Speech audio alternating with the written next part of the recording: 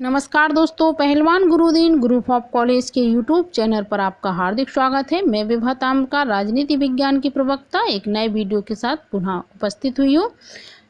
यदि आपने हमारा चैनल अब तक सब्सक्राइब ना किया हो तो प्लीज़ सब्सक्राइब करें, लाइक करें, शेयर करें और बेल आइकन बटन दबाना ना भूलें, जिससे हमारी सारी नोटिफिकेशन आपके पास सबसे पहले पहुँचे।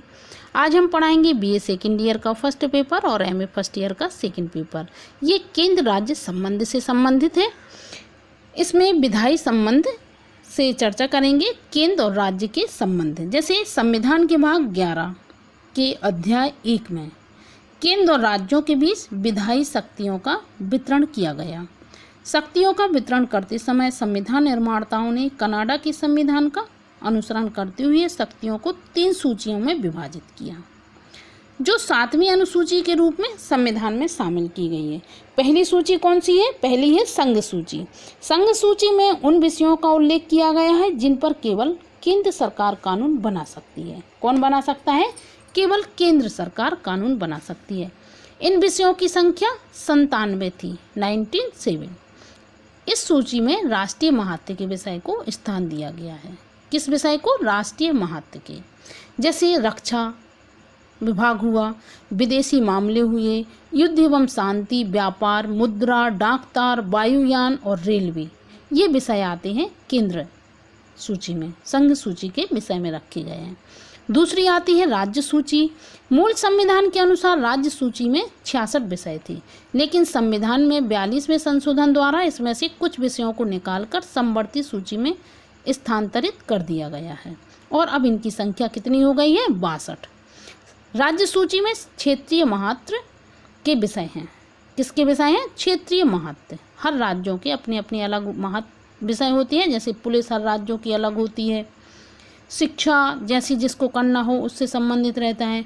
तो जैसे पुलिस हुआ, न्याय हुआ, कृषि हुई, सड़कें हुई, सिंचाई हुआ, सार्वजनिक स्वास्थ्य, ये विषय रखे गए हैं राज्य सूची में। समवर्ती सूची, समवर्ती सूची में कौन से विषय आते हैं? तो इस सूची में 52 विषय हैं, 52। मूल संविधान के अनुसार समवर्ती सूची में 47 विषय थे। पहले इसमें 47 विषय आते हैं, अब इसमें 52 विषय आए हैं और 42वें संशोधन द्वारा राज्य सूची के 4 विषय समवर्ती सूची में स्थानांतरित कर दिए गए थे और एक नया विषय भी इसमें जोड़ दिया गया था। इन विषयों पर कानून बनाने का अधिकार संसद और राज्य विधानमंडल, याद रखने वाली बात है ये, किसको है? संसद को और राज्य विधानमंडल दोनों को है कानून बनाने का अधिकार। इसके अंतर्गत शिक्षा, दंड विधान, प्रेस, श्रम, विवाह, तलाक आदि विषय सम्मिलित है, जिस पर संसद भी बना सकती है और राज्य के विधानमंडल भी कानून बना सकते हैं।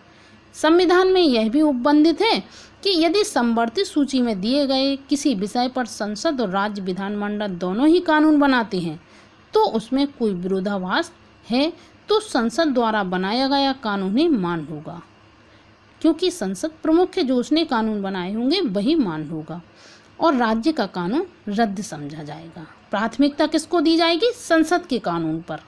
फिर है एक अविशिष्ट शक्तियाँ। ये क्या है होती हैं अविशिष्ट शक्तियाँ?